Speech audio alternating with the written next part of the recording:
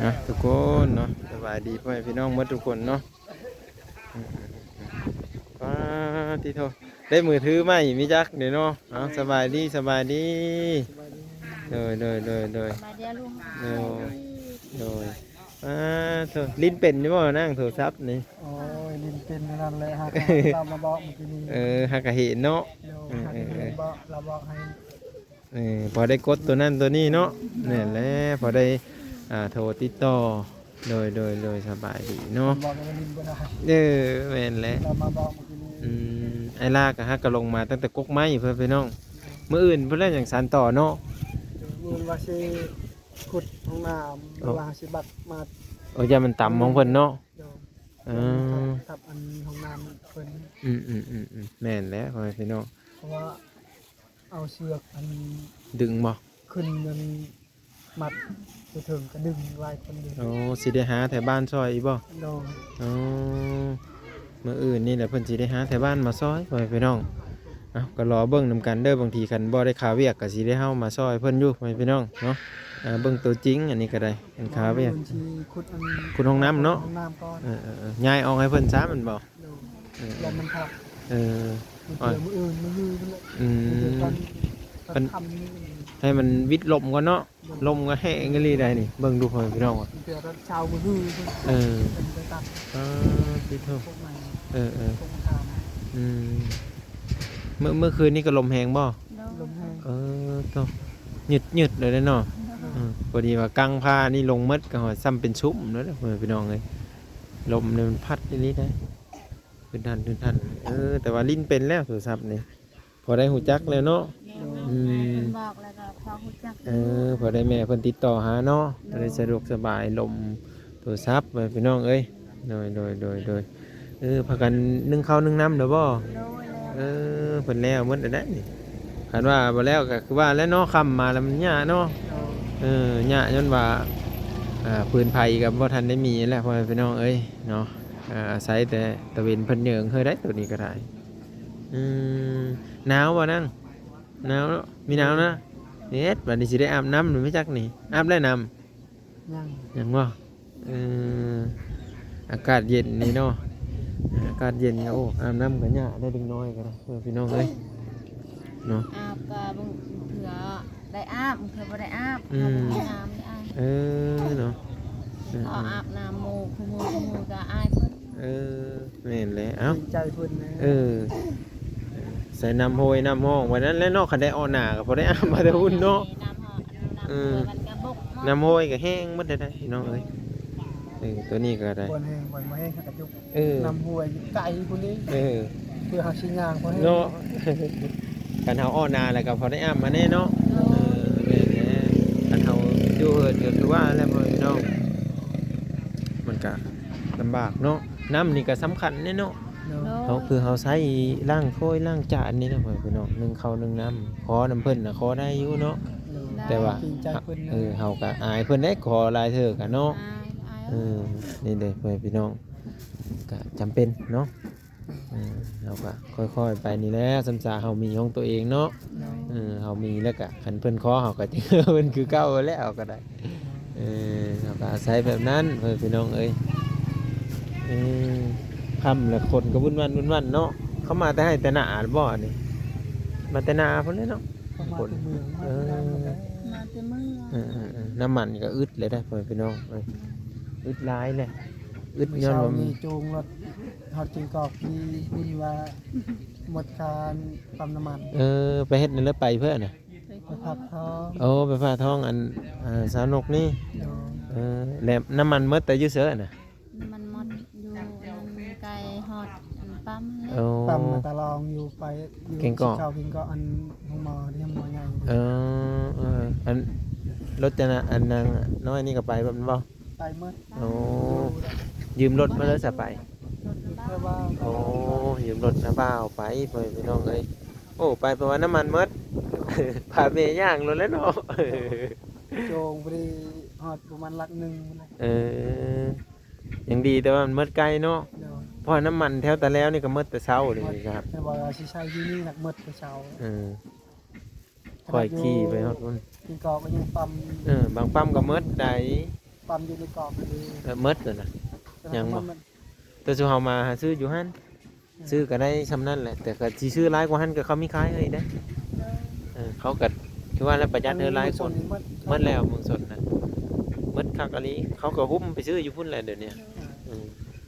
น้ำมันว่าแล้วพอไปเนาะ มันกะบ่ได้แล้วเบิ่งภาพมันเบิ่งอยู่ แม่นแหละสิปะเพิ่นอยู่ผู้เดียวมีได้เนาะ ไม่ได้ พ่อแม่มา เจ้าอันมันเพื่อมันมีเสียมมีกระตาว่ามันไปหาขุดแถว เดี๋ยวให้นะแถวขวัด โอ้คนมักไปหากินเนาะได้อยู่บ่นั่งไปหากะไม่ได้เนาะหากเฮ็ดแล้วเลิกใจจะไปเนาะคันอยู่กับมันนิมนต์ คือว่ามันเคยมันอยู่อันเลยว่ามันเคยไปหาดิ เคยไปหาแล้วจะไปเด็กน้อยซ้ำเด็กน้อยซ้ำนี่ก็นั่งเวลามันมักโยมันมักโยนได้ จะได้แบบเป็นเจ็บเป็นไข้เนาะตัวนี้ก็โอ้พ่อแม่เป็นห่วง ไม่ได้ดอกเลยว่ามันเดือดขี้ดื้อลาจะมันเอาแต่ใจตัวเอง บางทีมันจะเป็น คันพ่อว้าวล่ะใครแน่บ่ด้วย มันคลายให้ติดอันบอก ญาตินี่อายเอ้ย ฟังความพ่อแม่เด้อนางเด้อฟังความพ่อแม่ได้เพิ่นจังเฮ็ดเหินงามๆให้โลดมีดื้อเลยก็ฟังความพ่อแม่ ใจมันดีมันก็ดี พ่อแม่บอกกับพังโอ้ซ้ำนี่ก็ดีแหละพี่น้องเป่าแสนบ่หลายคนบ่หมาเมื่อวานนี่ค่ะ 4 คน โอ้4 คนขี่รถใหญ่มา2 คันนะบ่คันหนึ่งคนขี่น้ำกัน เป็นทำไปทำเป็นทำว่าจะได้ไหมอันเฮือนงามบ่ยังได้อย่าได้นั่นเนาะจะดีเนาะเบิ่งนี่อยู่กับตบหลังน้อยๆนี่ เจ้านี่งามคือหลายงาม จะดีว่าโอ้ยจะให้ค่อยนอนกระตุบน้อยๆนี่บ่เนาะจะดีเนาะเห็นหลังงามเนาะประมาณนี้แหละเพิ่นพี่น้องถามมานี่คือมาเยี่ยมยามถามข่าวเพิ่นเด้อเพิ่นพี่น้องแต่ว่าอันเพิ่นไปพระท้องแล้วเป็นอะไรบัดนี้เพิ่นเว้าอันผู้เอ็กซเรย์เบิ่งบ่โดยเพิ่นว่าแนวเลยบัดนี้ เพิ่นว่าลูกชาย โอ้ได้ลูกผู้ชายนี่แข็งแรงดีเพิ่นพี่น้องเขาให้ไปเกิดอยู่ห้องหม้อฮอดวันที่บ่นัดแล้วบ่เพิ่นว่าเดือนหน้าเดือนหน้าไอ้เนาะแม่แล้วเขาไปโกดเฮาก็แบบโล่งใจเนาะคือเฮาไม่ทันไปโกดนี่เฮาก็คิดเอาหม้ออยู่แล้วเนาะมือเลยเด้อยู่แล้วไอ้อยู่ดอกเฮาฮู้จักมือจักยามแล้วเฮาก็ใกล้สิฮอดมื้อฮอดวันเฮาก็มีเฮ็ดเวนักแล้วมื้อน่ะแม่นได้พ่อพี่น้องเอ้ยแต่ว่าเพิ่นก็โอ้สาเห็นก็ดุอยู่เนาะเห็นโผขึ้นกกไม้ทางลุ่มพี่ก็เก็บไม้เก็บต่อตะพืชอยู่ได้ทางพี่ก็ได้ซอยกันผัวเฮ็ดผู้เดียวคืออายเฮ็ดนั่นแหละแม่นแหละเฮ็ดผู้เดียวก็แต่เช้าเนาะ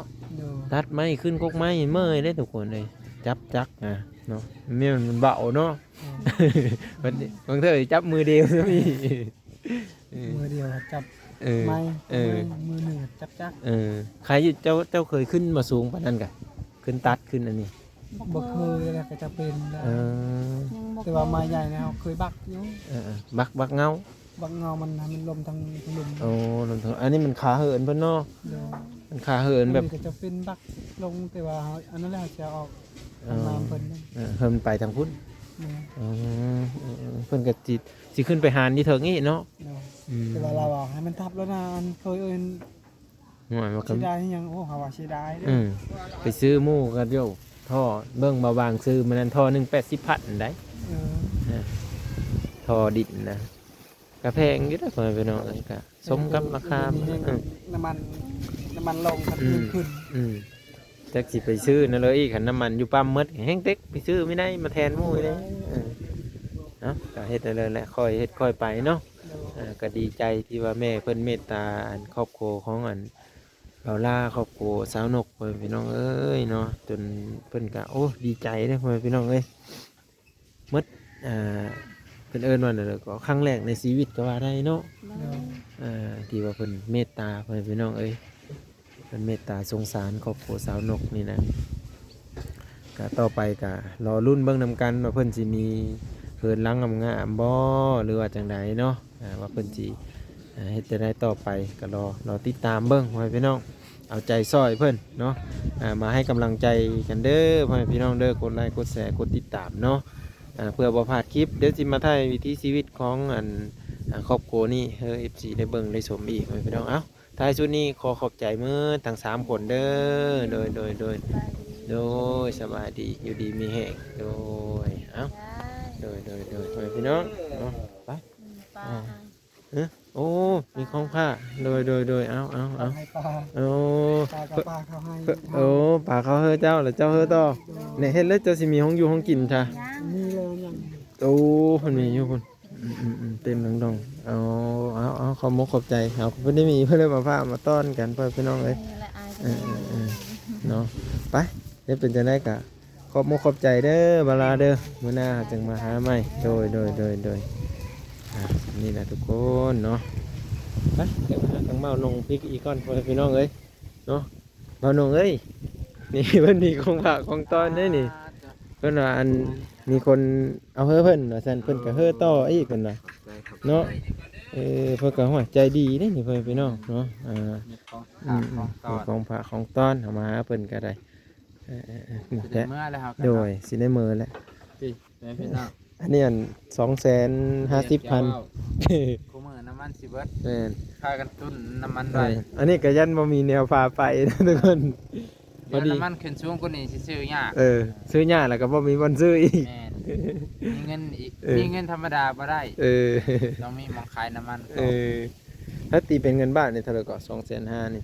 250,000ก็เกือบ350 เกือบพุ่นนะพ่อพี่น้องเอ้ยเนาะ350 บาทเนี่ยพ่อพี่น้องเอ้ยอุกใจเด้ อุกใจน้ำเมืองน้ำมันไปพ่อพี่น้องกลับก่อนกลับก่อนเด้ออยู่ดีมีแรงเมื่อทุกคนที่มารับชมวิดีโอนี้กดไลค์กดแชร์เป็นกำลังใจให้และบุคคลโฆษณาเด้อพี่น้องสบายดี